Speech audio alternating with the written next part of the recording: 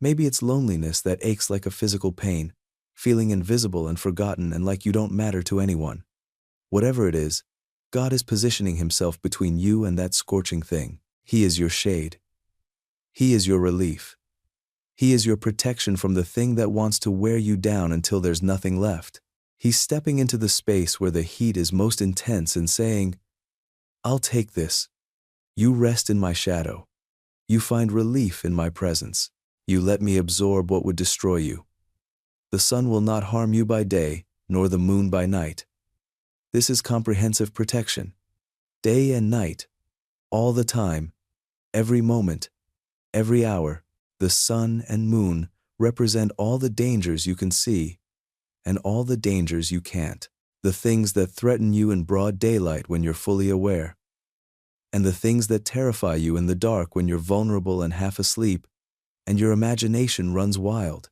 In the ancient world, people feared the moon just as much as the Sunday. They believed the moon could cause madness. That's where we get the word lunatic, from lunar, from the Latin for moon. They believed moonlight could drive you crazy, could curse you, could bring evil upon you. They feared night demons and evil spirits that came out after dark. They feared the things that moved in darkness, the threats they couldn't see coming. They believed the night was when evil had power, when the natural order broke down, when anything could happen, and God is saying, I protect you from all of it.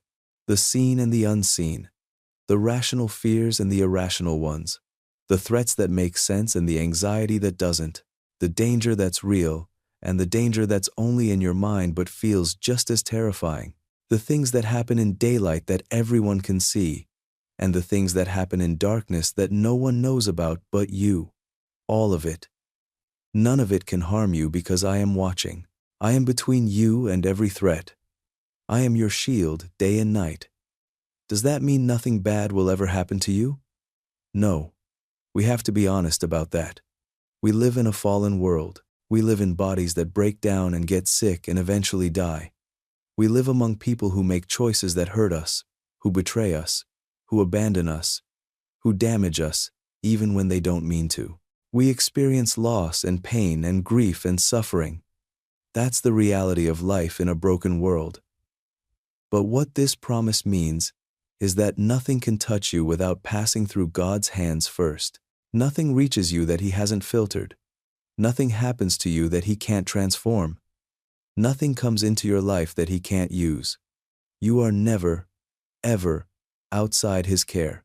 You are never beyond His ability to protect what matters most, which is not your comfort or your convenience, or even your physical life, but your soul, your faith, your eternal self, your relationship with Him. Joseph was sold into slavery by his brothers. That was harm. That was betrayal. That was years of suffering. Years of being falsely accused and imprisoned. Years of his life stolen from him.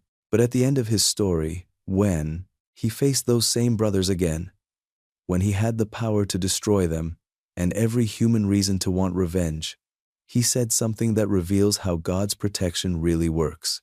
He said, "You intended to harm me, but God intended it for good to accomplish what is now being done, the saving of many lives." The harm didn't have the final word. God did. The brothers threw him in a pit, but God put him in a palace. They meant it for evil, but God meant it for good. The harm came, but it couldn't touch his soul, couldn't destroy his faith, couldn't derail God's plan for his life. The Lord will keep you from all harm. He will watch over your life. Here's the word watch again. The same word as before. Guard, keep, preserve, protect. But now it's specifically about your life, your nephesh in Hebrew, your soul, your essence, your spirit, your true self, the core of who you are, the eternal part, the part that matters more than anything else. God is saying, I'm not just protecting your body. I'm not just concerned with your physical safety or your material circumstances. I'm protecting your life, your essence, your soul, the part of you that really matters, the part that will exist long after your body turns to dust, the part that bears my image, the part that I created for eternity. That's what I'm watching over. That's what I'm keeping safe. You know how you can survive something physically, but it can kill something in you spiritually. How you can make it through an experience but feel like you lost yourself in the process. How you can come out the other side but not recognize who you've become. How trauma can change you. How bitterness can warp you. How loss can hollow you out until you feel like an empty shell going through the motions of life but not really living anymore. God is saying, I'm watching over that part too. I'm preserving who you are. I'm protecting your identity, your character, your faith, your hope, your capacity to love, your ability to trust, your sense of purpose, your connection to me. The harm may come, but it will not destroy your soul. You will not lose yourself. You will not be erased. You will not become someone unrecognizable. The core of who you are is safe in my hands. This is the promise that got people through concentration camps, through slavery, through torture, through unspeakable loss, through things that should have destroyed them, that would have destroyed them if they were just bodies and minds with no eternal soul being guarded by an eternal God. Their bodies were harmed. Their circumstances were horrific. They suffered in ways we can barely imagine. But their souls, their nephesh, remained whole because God was watching over it. The Nazis could take everything else, but they couldn't take the part that God was guarding. Slave masters could control their bodies, but they couldn't touch their souls. Torturers could break them physically, but they couldn't destroy the image of God within them. And the testimonies of survivors often sound remarkably similar. They talk about finding a core of peace in the middle of hell, about discovering a strength that wasn't their own, about experiencing God's presence in the darkest places, about their souls being preserved even when everything else was stripped away, about coming through the fire, changed but not destroyed, refined but not consumed. Whatever you're facing tonight, whatever is threatening you, whatever is trying to destroy you, whatever is coming against you with the intent to harm, it cannot have your soul. God is watching over your life, the real you, the eternal you, the you that exists beyond circumstances and suffering and time, the you that was created in His image and will live forever. That part of you is safe. That part of you is guarded. That part of you cannot be taken. The Lord will watch over your coming and going, both now and forevermore. Coming and going. Every movement, every transition, every beginning, and every ending. Every time you step out the door, and every time you come home. Every time you start something new, and every time you close a chapter. Every hello, and every goodbye. Every departure and every arrival. Every journey you take and every return you make. In the ancient world, coming and going was dangerous. Every time you left your home, you faced real threats, bandits on the road, wild animals, accidents, getting lost, running out of supplies. And every time you came home, you didn't know what you might find. Had your home been robbed? Had disaster struck your family? Had everything you left behind been destroyed in your absence? Travel was risky. Transitions were vulnerable moments. Doorways and thresholds were considered spiritually significant, places where you moved from safety into danger or from the known into the unknown. And God is saying, I watch over all of it. Every transition, every threshold, every in-between moment, every time you move from one season to another, from one role to another, from one stage of life to another. I'm there. I'm watching. I'm protecting. I'm guiding. You're never on your own during the vulnerable moments, both now and forevermore. This isn't temporary protection. This isn't conditional protection. This isn't protection that expires or runs out or gets withdrawn. This is now and always, today and tomorrow, this year and next year, in this life and in the life to come, from this moment until eternity. There is no expiration date on God's watching. There is no moment when He clocks out. There is no situation where He says, this is too much, I'm done. You're on your own now. Forevermore. Do you hear that? Forever. More. Not just forever, forevermore. an eternal commitment to watching over your every coming and going, an infinite investment in your safety and well-being, a promise that transcends time itself. When you wake up tomorrow morning, He'll be watching. When you step into that difficult conversation you've been dreading, He'll be watching. When you open that email you're afraid to read, He'll be watching. When you sit in that doctor's office waiting for results, He'll be watching. When you have to make that decision that feels too big for you, He'll be watching. When you face that person who hurt you and you don't know how you're going to respond, He'll be watching. When you walk into that situation that triggers all your anxiety, He'll be watching. When you drive home in the dark on an unfamiliar road, He'll be watching. When you navigate that relationship that's become so complicated, He'll be watching. When you try again after failing, He'll be watching. When you take a risk that terrifies you, He'll be watching. When you let yourself hope after disappointment, He'll be watching. When you choose to trust when everything in you wants to self-protect, He'll be watching. And when you take your last breath on this earth, when you step across that final threshold from this life into eternity, when you move from the temporary to the eternal, from the visible to the invisible, from faith to sight, He'll be watching. He'll be there to meet you. He'll be there to say, "Well done. You made it. I had you the whole time. Every step, every moment, every coming and every going. I was watching. I was guiding. I was protecting. And now you're home. Now you're safe. Now you can rest completely because the journey is over and you're with me forever." Now let me read this psalm to you again, slowly, so it can sink all the way down into the deepest part of your soul. Let these words wash over you like water. Let them settle into the cracks where fear has been living. Let them fill the spaces where worry has made a home. Let them replace every lie you've been believing with the truth that has sustained God's people for thousands of years. I lift up my eyes to the mountains. Where does my help come from? My help comes from the Lord, the maker of heaven and earth. He will not let your foot slip. He who watches over you will not slumber. Indeed, He who watches over Israel will neither slumber nor sleep. The Lord watches over you. The Lord is your shade at your right hand. The sun will not harm you by day, nor the moon by night. The Lord will keep you from all harm. He will watch over your life. The Lord will watch over your coming and going both now and forevermore. Breathe that in.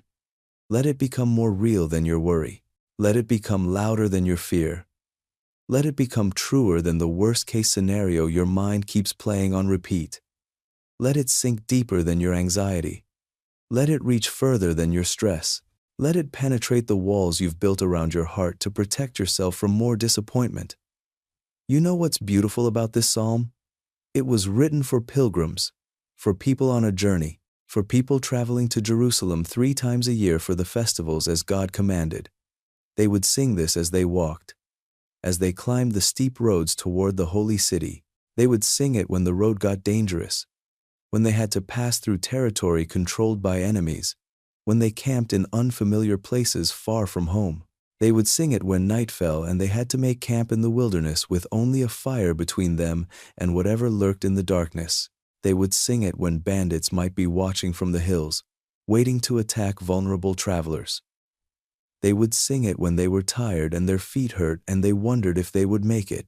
They would sing it when they were far from home and vulnerable and uncertain and afraid. And it sustained them.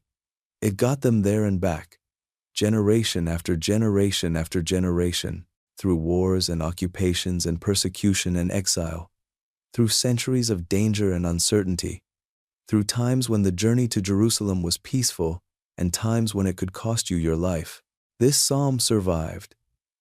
This promise endured. This truth held firm. And now it's yours. You're on a journey too. Maybe not to Jerusalem, but to tomorrow, to next week, to the other side of whatever you're going through, to healing, to breakthrough, to the fulfillment of promises that seem impossible right now. to becoming the person God sees when He looks at you, to the life He planned for you before you were born. And this psalm is for you just as much as it was for those ancient pilgrims. The same God who watched over them watches over you. The same promises that sustained them sustain you. The same protection that covered them covers you. You're not alone on this road. You're not navigating in the dark. You're not unguarded. You're not forgotten. You have a guardian.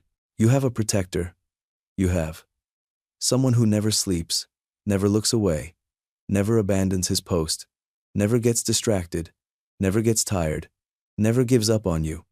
The Lord watches over you. I want to tell you something that might sound strange, but I need you to hear it. Your insomnia, this thing that brought you here tonight, this thing that feels like a curse, this thing that has tormented you for who knows how long, might be the greatest gift you've received in a long time, because it forced you to stop. It forced you to seek. It forced you to lie here in the quiet and listen for something beyond yourself. It forced you to reach beyond your own resources. It forced you to admit you need help that you can't manufacture on your own. And what did you find? You found Psalm 121. You found this ancient promise that has been waiting for you for 3,000 years. You found out that there's a God who never sleeps specifically so that you can. You discovered that your sleeplessness has a solution that's deeper than melatonin or prescriptions or breathing techniques. Not that those things are bad, but they can't touch what's really keeping you awake. Think about that. God could sleep. In theory, as the creator of everything, He could design the universe to run on autopilot for a while. He could rest. He could take a break. He could close His eyes and recharge like we do. But He chooses not to.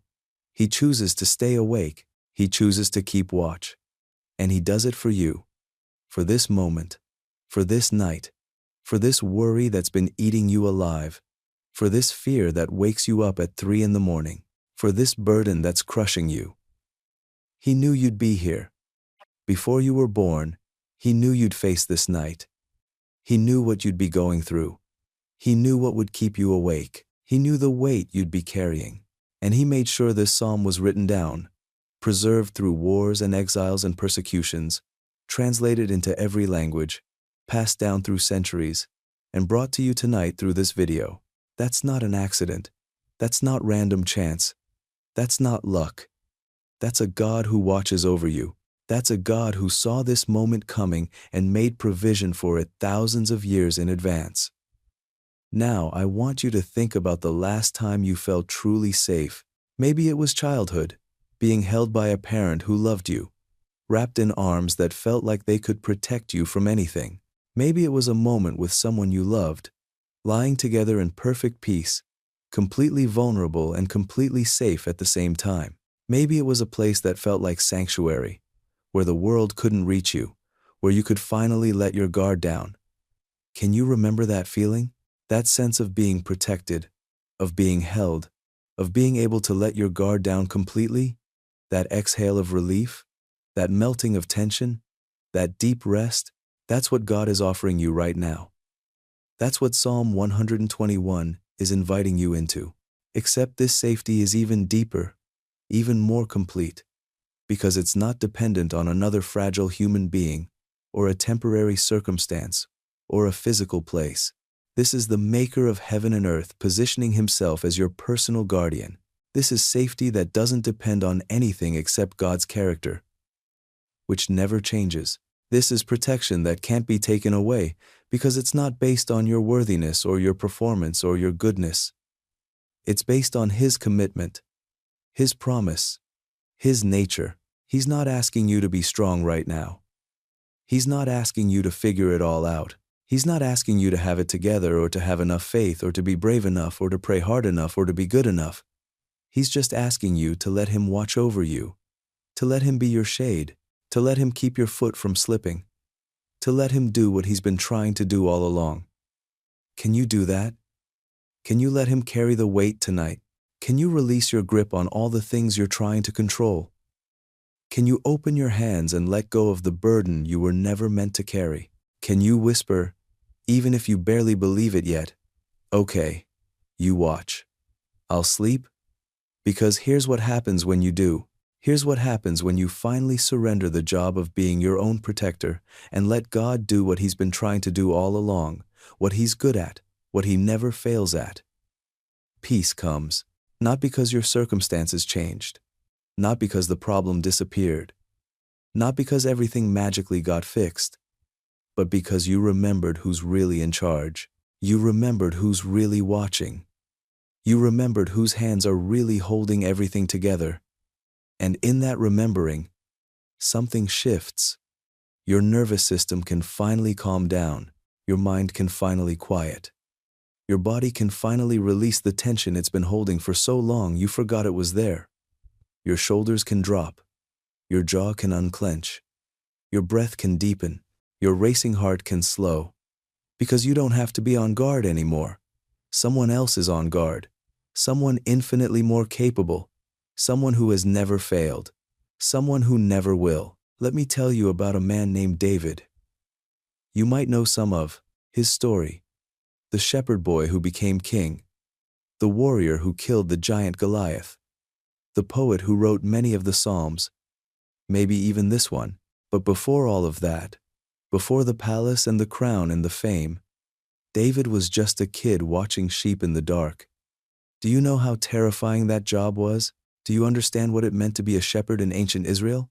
You'd take the flock out before dawn, lead them to pasture, watch them all day, and then when night fell, you couldn't just bring them home.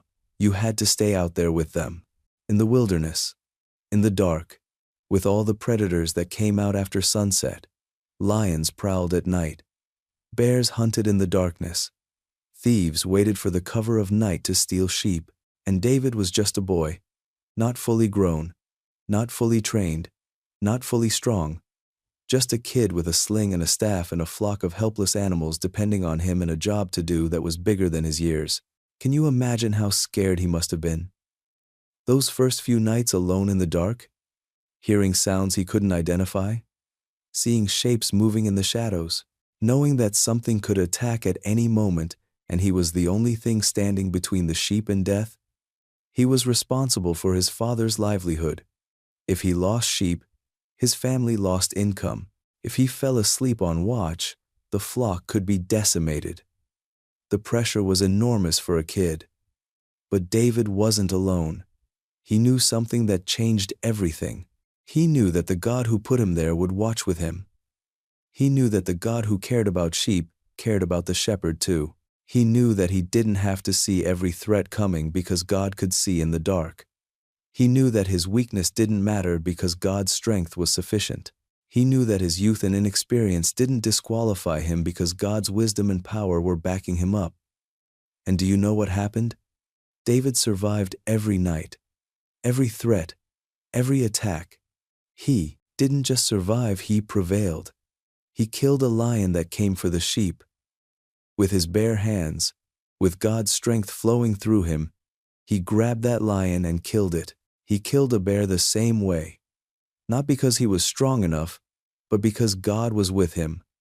Not because he was trained enough, but because God was his teacher. Not because he wasn't afraid, but because his trust in God was bigger than his fear. And years later, when he stood before Goliath, when an entire army was paralyzed with fear, when King Saul was cowering in his tent, when everyone else looked at the giant and saw an unbeatable enemy, David wasn't afraid. Not because he was braver than everyone else, but because he'd spent all those nights in the wilderness learning that God watches over him. He'd spent all those dark hours discovering that God never slumbers or sleeps. He'd spent all that time as a shepherd learning to trust the great shepherd. So when Goliath mocked him and threatened him, and promised to feed his body to the birds, David said something that reveals what those nights of being watched over had taught him. He said, "You come against me with sword and spear and javelin, but I come against you in the name of the Lord Almighty, the God of the armies of Israel, whom you have defied. This day the Lord will deliver you into my hands." Do you hear that confidence? That's not arrogance. That's not bravado. That's the confidence of someone who has learned that God watches over him. That's what happens when you spend your nights discovering that you're never alone, never unguarded, never unprotected. You start to face your giants differently. You start to walk through your days differently. You start to respond to threats differently. Because you know something that fear wants you to forget. The Lord watches over you. That's the same God watching over you right now. The same one. Not a similar one. Not a God who works kind of the same way. The actual same God who watched over David in the wilderness. The same God who helped him kill the lion and the bear. The same God who delivered Goliath into his hands. The same God who protected him through years of running from Saul. The same God who made him king. The same God who forgave him when he sinned. The same God who restored him when he repented. That exact same God is watching over you in your bedroom, in your worry, in your sleepless night, in your fear, in your uncertainty. And just like David, you're going to make it through this. You're going to wake up tomorrow. You're going to face whatever comes. You're going to survive the thing you're not sure you can survive. You're going to prevail over the enemy that looks too big. You're going to kill your lion and your bear. You're going to stand before your giant and watch God deliver it into your hands. And you're going to look back one day and realize that you were never alone. Not even for a second. Not even in the darkest moment. Not even when you felt most abandoned. The Lord watches over you. Say it out loud if you can. Whisper it if you can't. Let it be audible, even if barely. The Lord watches over me. Feel the words in your mouth. Hear them with your ears. Let them enter your consciousness through multiple pathways. The Lord watches over me. Let that be your last conscious thought before you drift off. Not your worry. Not your to-do list. Not your fear. Not your regret. Not your anxiety. Not your shame. But this. The Lord watches over me. You know what's interesting about this psalm? It doesn't tell you to watch over yourself. It doesn't give you steps to take or strategies to implement or ways to earn God's protection. It doesn't say, if you're good enough, then God will watch over you. It doesn't say, if you pray hard enough, then God will keep you safe. It doesn't say, if you have enough faith, then God will be your shade. It just tells you what's already true. God watches over you. Present tense. Already happening. Already in motion. Already active. Already surrounding you. Your job isn't to make it happen. Your job isn't to convince God to do it. Your job isn't to be worthy of it. Your job is to believe it.